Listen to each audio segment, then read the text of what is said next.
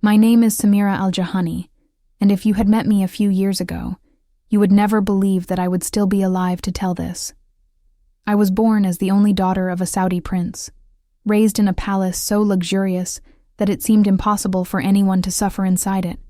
But in that place, surrounded by gold, guards, and silence, I discovered that the worst prison is not made of walls, it is made of fear. Everything began when, hidden in my room, I watched a video of Charlie Kirk talking about faith, truth, and freedom. That ignited a flame I could not put out. That flame led me to a forbidden book, then to a confrontation with my own family, and finally to a death sentence. But before the sword could fall, someone walked into my cell, and nothing, absolutely nothing, was the same after that. When I think about everything I lived through, it feels impossible to believe that my story began inside a palace. People imagine that being born the daughter of a prince is like living in a fairy tale, and maybe it is on the outside, for those who look from afar, without seeing the weight that exists behind closed doors. But I grew up discovering that sometimes the brightest places hide the quietest shadows. I am the only daughter of Prince Idris in Al-Madinah, and from the moment I came into the world, I was treated as a late gift, as he always said. The light that Allah gave me after my old age. Beautiful words, of course, but they carried a weight that only grew with me. The palace where I grew up was enormous, so large that even today I doubt anyone ever knew all the corridors. There were gardens with imported flowers, pine trees that never should have existed in that desert, white statues that reflected the sun as if they were made of ice. They served me fruit on golden trays. The floors were always shining. The carpets were so soft that my feet sank into them. Everything looked perfect. Everything except what I felt inside of me. Because despite all the grandeur, I never walked alone. There were always footsteps behind mine. Guards, maids, instructors, supervision. There was no silence, no privacy, no me. And I grew up noticing that every wall in that place carried the same message. You may have everything, but you will never be allowed to choose anything. My father was proud of my existence, but he also carried a deep fear that something could stain his only daughter. Because of that, every door was locked, every exit monitored, every hour of my day decided before I even woke up. I remember exactly the moment I understood what that meant. I must have been about 7 years old. I was at a high window, looking at the main gate. Outside, a group of children ran down the street, laughing so loudly that even on the other side of the wall it could be heard.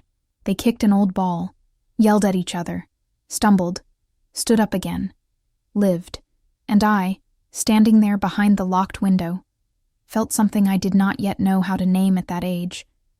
But today I know it was envy of freedom.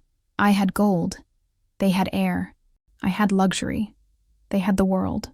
Time went by, and that feeling never disappeared. On the contrary, it grew with me. While I was trained to be perfect in behavior, perfect in appearance, perfect in rules I never chose, something inside me was screaming, and no one heard it. The other girls in the family talked about dresses, parties, arranged unions. None of them seemed the least bit curious about life beyond the walls. I felt out of place even when I was smiling. I always had the sense that something was missing, but I did not know what. That emptiness became even more visible when my studies became more intense. My father valued knowledge, and that allowed me to have an education that few women in my family had. That was how I came to know the world without leaving home. Through screens, teachers from Egypt, from the United Kingdom, from the Emirates, and later from the United States. The digital windows became my only way to breathe. And the more I watched, the more I noticed something that deeply disturbed me. Young Americans talked about God with a freedom I had never seen. They smiled while mentioning faith. They spoke about hope, as if it were something natural, not forbidden or frightening.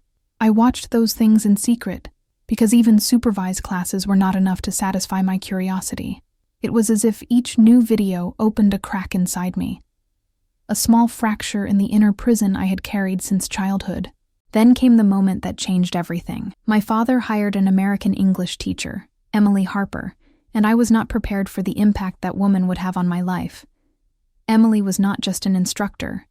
She spoke to me as if I were someone with value beyond my last name, as if my opinion mattered, as if I had a mind and a heart. She did not treat me as a princess. She treated me as Samira. Her classes were different from anything I had ever experienced.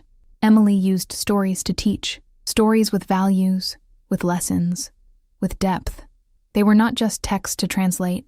They were messages about empathy, courage, compassion.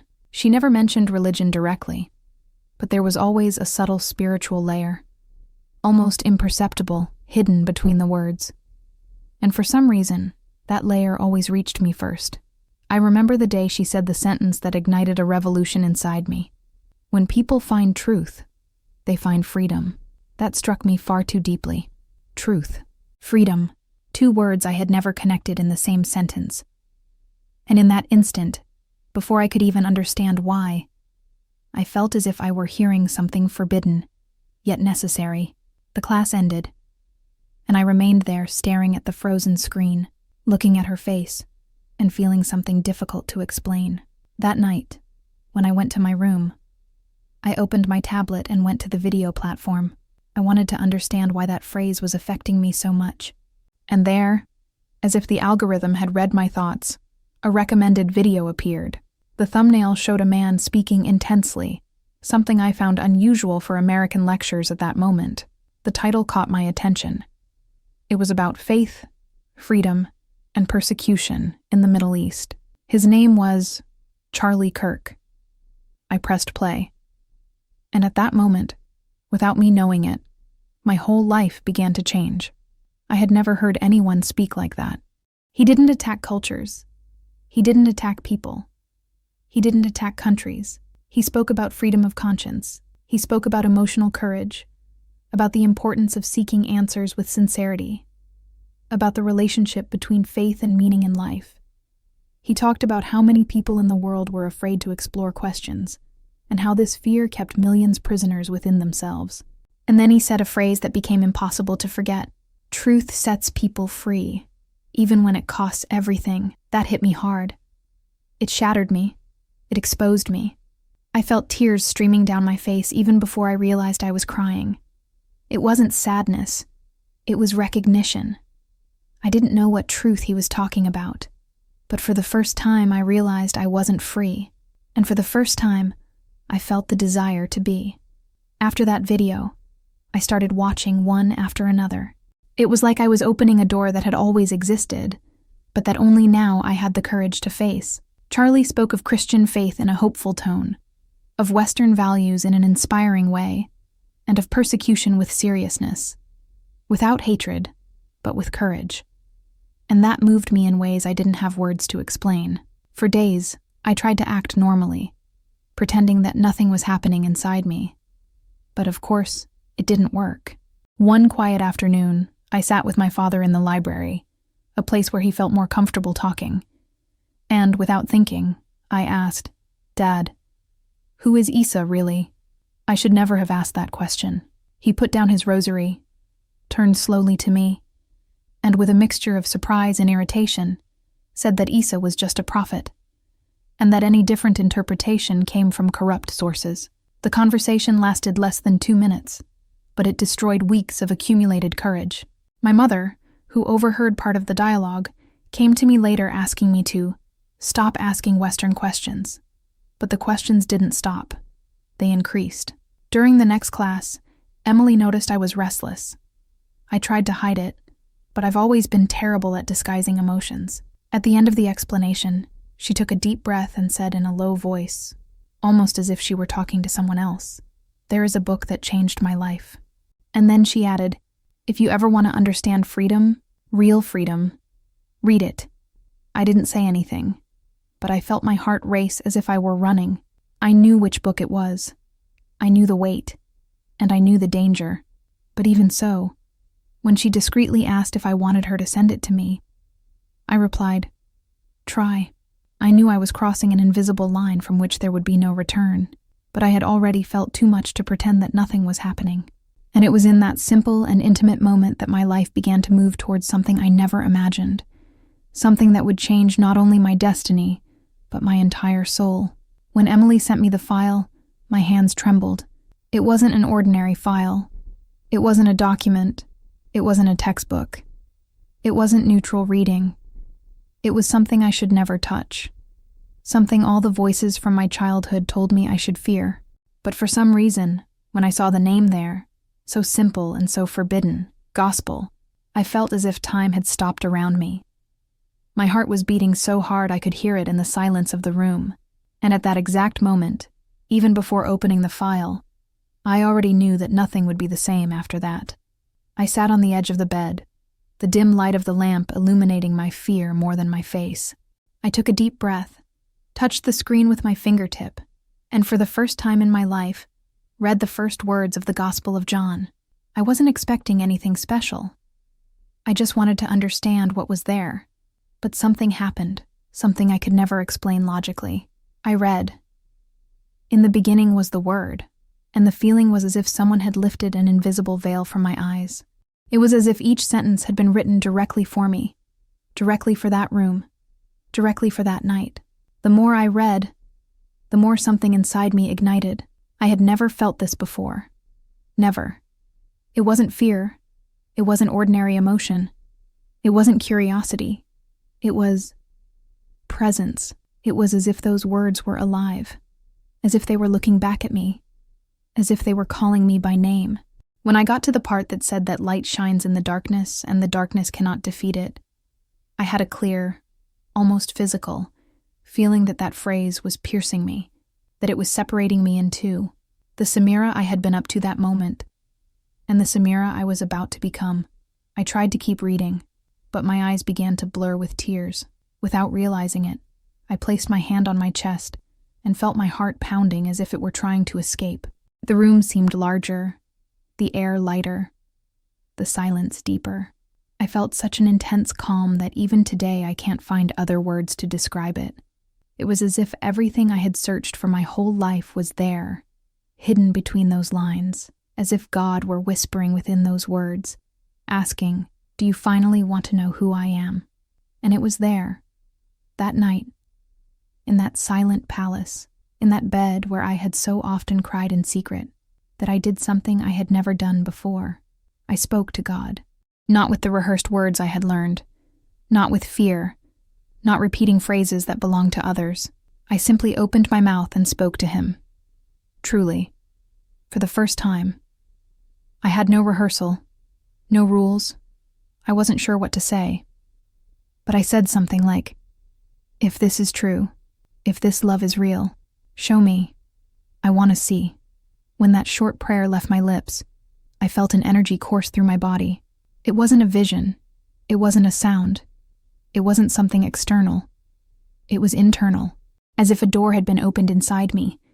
And in that second, I knew that something greater than myself was listening to me. After a long time, I closed the file and hid it in a folder with a name impossible to arouse suspicion. I renamed it so specifically, so discreetly, that even I wouldn't find it if I didn't know exactly where to look. It was like protecting a treasure. And at that moment, that's truly what it was to me, the greatest treasure of my life. And the more I read it, the more peace I felt, a peace so deep, so silent, so different from anything I had ever experienced, that I knew with a certainty that burned like fire, that I couldn't go back. And that is why, when I lay down that night, the last phrase that echoed within me was the same one that echoes to this day. I knew this peace would cost something. I just didn't imagine how much. The next morning, I woke up feeling light. For the first time in years, I woke up wanting to live the day. But that feeling was short-lived. Fate is sometimes cruel in the precision with which it reveals the price of our choices. I was in my room, sitting at the table, with the file still open. I was rereading the beginning of John's chapter when the door burst open, and my cousin Nora entered without knocking. Time stopped. Literally, the air grew heavy. My fingers froze on the screen. My heart stopped mid-beat. She looked at me, then at the tablet. Her expression changed so quickly it looked like it had been cut by a blade. First surprise, then fear, then horror. Finally, anger. She recoiled as if she had seen something cursed. "Samira, what is this?" she whispered. I tried to close the file. I tried to breathe. I tried to speak. I tried everything at once. But it was too late. She saw. And her look, more than any words, told me she wasn't going to keep it to herself. You need to stop. Now. This is dangerous. This is wrong. This will destroy our family, she said, her voice trembling. Before I could answer, she ran out into the hallway. I heard footsteps hitting the marble, heard the front door being pulled open, heard the muffled sound of voices, and then I heard silence, that heavy silence that precedes tragedy. When my father entered my room, his gaze was not the same as the man who called me late light. It was a broken, desperate, wounded, and furious look all at once. He held the tablet in his hands and trembled as if he were holding something dangerous.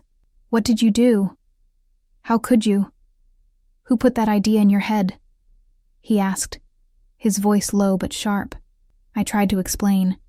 I tried to calm him down. I tried to talk about peace, about what I felt, but there was no room for that. Not at that moment. Not in that place. My mother appeared behind him crying. My cousin was in the corner of the hallway, pale, trembling. The whole house seemed to have been seized by a collective shock. The air seemed colder, the faces harder, the eyes more distant. My father left without saying anything else. But I knew that something very serious was about to happen. And I was right. Hours later, the house filled with heavy footsteps. The religious police arrived.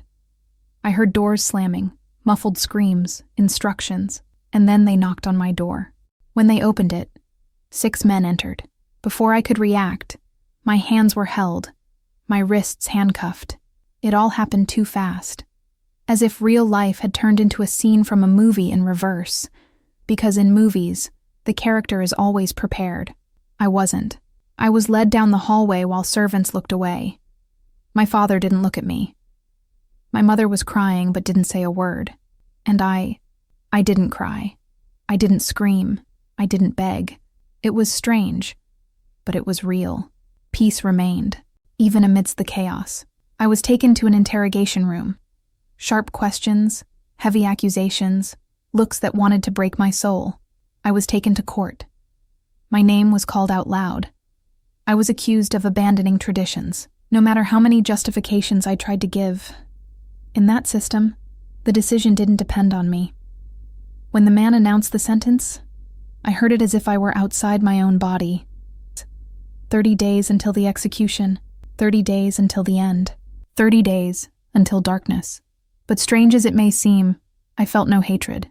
I felt no despair, and that's what surprises me most to this day. I felt peace, a peace so strong that it seemed impossible in such a situation. I was thrown into a cold, damp, silent cell. The floor was hard. The lights were dim. The air was heavy. But when the door slammed shut behind me, as if sealing the end of my story, something inside me said the opposite. This doesn't end here. On the eve of the execution, as night fell, I knelt on the cold floor of my cell. I rested my forehead on my knees, closed my eyes and whispered, "Jesus, if you are real, come," I whispered, afraid of being overheard by someone, and at the same time desperate to be heard by him. What happened next can't be put into logic. It can't be fitted into an explanation. It can't be reduced to a metaphor. A light appeared inside the cell. It wasn't weak, it wasn't aggressive, it wasn't ordinary light. It was alive. It was as if it had substance. It didn't just illuminate the space. It illuminated me. And then I saw him. Not in the way one sees an ordinary person. Not as one sees a physical body. It was presence. It was certainty. It was love. A love so pure that I couldn't breathe for a few seconds. He came closer. He touched my head with a gentleness impossible to describe. And he said, "You will not die tomorrow. I chose you for a purpose." When he said that, something inside me broke, but not in a bad way. The fear left.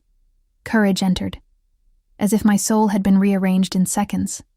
And then, the impossible happened.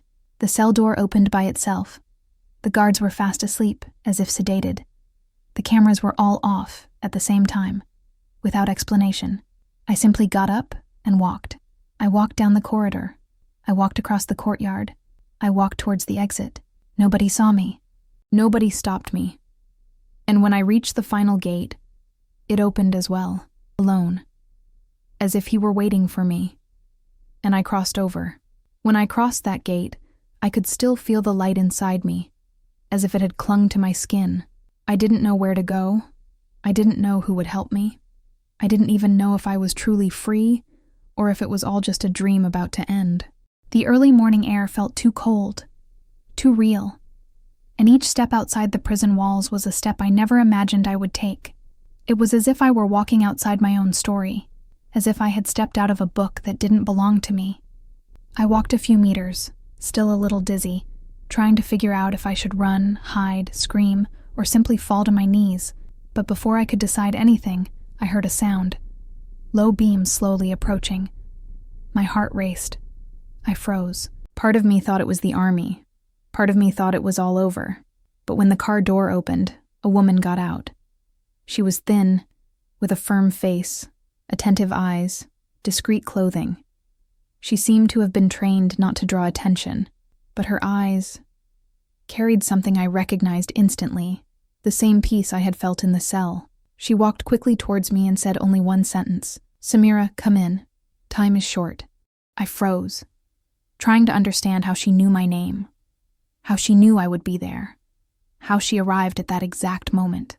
But before I could ask, she finished. "Emily sent it to me." When I heard my teacher's name, something inside me crumbled and rebuilt itself in the same second. I got into the car without hesitation. The door closed, and she sped away from the prison as if she knew every street, every curve, every shadow. Her name was Rania Haddad, and I quickly realized she wasn't improvising. She knew exactly what she was doing. While driving, she handed me an envelope with documents, photos, forms, IDs, everything with my photo, everything with another identity. She said they were emergency documents, created by a Christian network that helps people in critical situations. I looked at it all and felt like I was holding another life inside an envelope. "I don't deserve this," I murmured, still in shock. She glanced quickly in my direction and said, "You don't deserve what they did to you. This is grace." I couldn't answer. The word grace had never made so much sense. During the journey, we passed through 3 checkpoints. I huddled in my seat, holding my breath, while the soldiers shone their flashlights into the car. They asked for documents. Rania handed them over. I expected questions, suspicion, lingering stares, but, to my surprise, all the soldiers simply returned the papers, signaled to proceed, and went back to their posts. No one looked at me for more than 3 seconds. It was as if I were invisible, or as if someone were shielding my face. When we left the last barrier behind, I felt the tears streaming down my face, and I couldn't hold them back. It was a silent cry, a cry of exhaustion, of fear, of relief, of disbelief. Rania put her hand on my shoulder and said, "You are not alone. God is moving people on your behalf." We arrived at the airport as the sky was beginning to lighten. I imagined it would be the worst place to hide. Cameras, agents, barriers, documents, everything seemed impossible. But to my surprise, it was the easiest place of all. People were too busy, too distracted, too tired. Nobody recognized me. Nobody questioned anything. Nobody asked for an explanation. I handed over my fake documents and received a stamp back as if nothing had happened. And that's how I boarded a plane for the first time in my life. Not as a princess, not as the daughter of a prince, but as a fugitive carrying only an envelope, a newborn faith, and a burning question in my chest. And now? The journey was silent. I looked out the window, watching the clouds illuminated by the sun, and thought about everything I left behind. My father, my mother, my childhood, my former identity. It was strange to think that, at that moment, while I flew towards the unknown, my family might have thought I was already dead. When the plane landed in the Netherlands, I felt a new chill. A chill that wasn't just from the weather, but from the feeling of being in a place completely different from anything I knew. Rania guided me to a man holding a discreet sign with a symbol I didn't yet understand. He smiled at me, a smile so welcoming that I almost collapsed right there. He took me to a car, and from there to a small, simple, and quiet house. That was my first home away from the palace. In that house, for the first time, I received something so simple, yet so powerful, that to this day I cherish it as one of the most precious gifts of my life. A physical Bible. I held it like one holds a newborn baby. I touched the cover, ran my fingers over the letters, felt the weight in my hands. It was mine. Not a file hidden in secret folders, not something digital. It was real, tangible, permitted. I cried while holding that book. In the following days, I was welcomed by Christians who treated me like family, even though they didn't know me. They prepared food, tidied my room, and asked me how I was doing. One of them, the pastor, Jacob van der Meer, he spent hours talking to me, helping me understand what was happening in my heart. He spoke calmly, with wisdom, and I felt that each of his words brought more light within me. When the day came that I decided to be baptized, I was trembling, not from fear, but from reverence. I knew that this was the mark of a new life. Pastor Jacob placed his hand on my head, prayed for me, and when I went down into the water, I felt as if part of what I had carried all my life was being washed away. When I emerged, I felt lightness. I felt belonging. I felt purpose for the first time. But God didn't bring me there just to heal me. He also wanted to transform me. I started studying theology online, using the materials the church provided. I devoured every lesson, every video, every explanation. It was as if my mind had finally found a place where it could breathe without fear. And the more I learned, the more I realized I couldn't keep this truth to myself. That's when I started talking to other ex-Muslim women. At first, there were few. Then, many.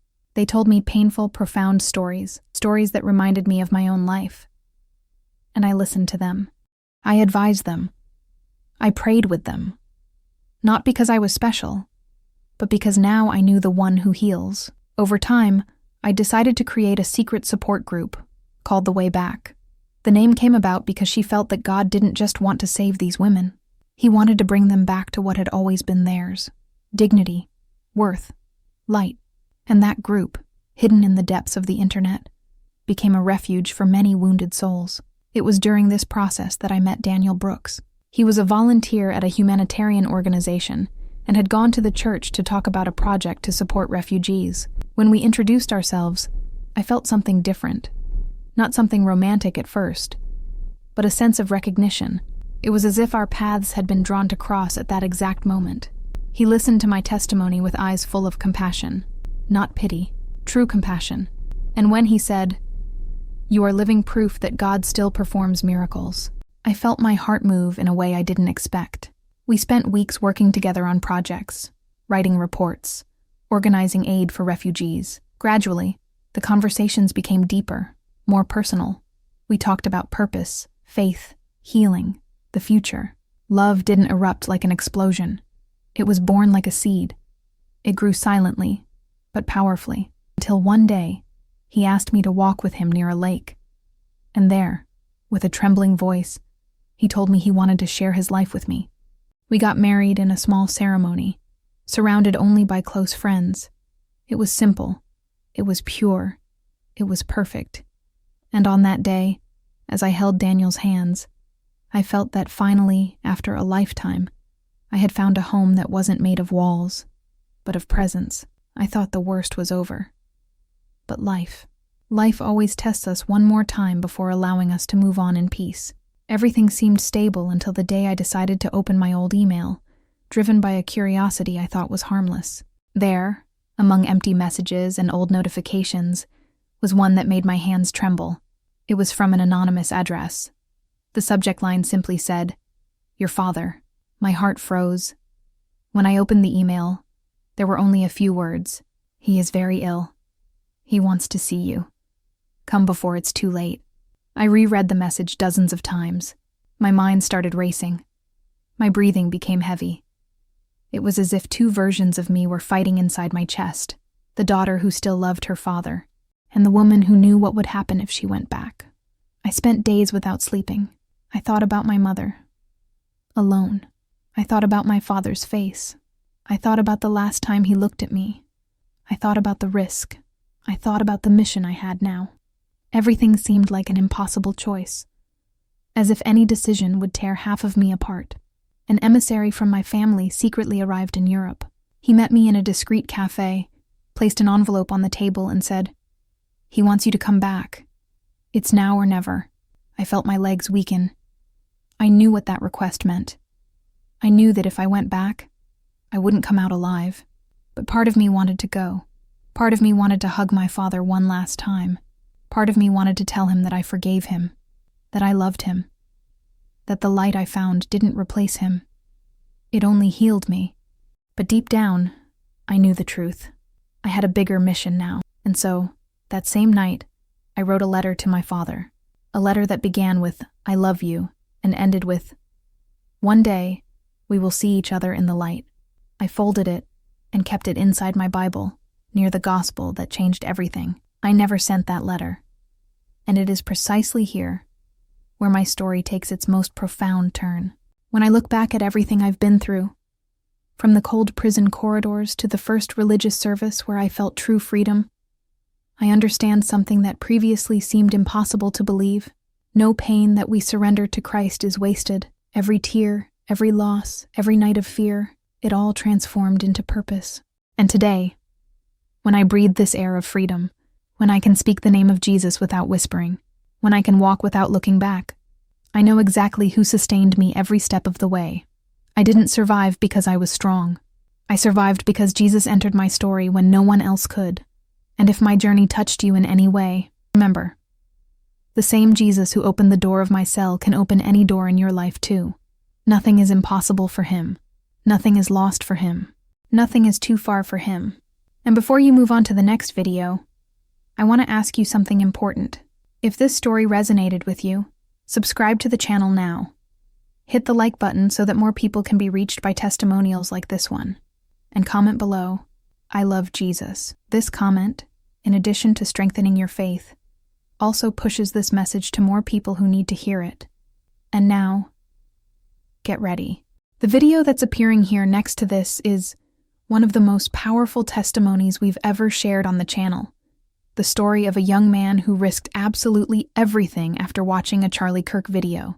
And that moment led him straight to the feet of Jesus. Click now. You're not ready for what happens in the end.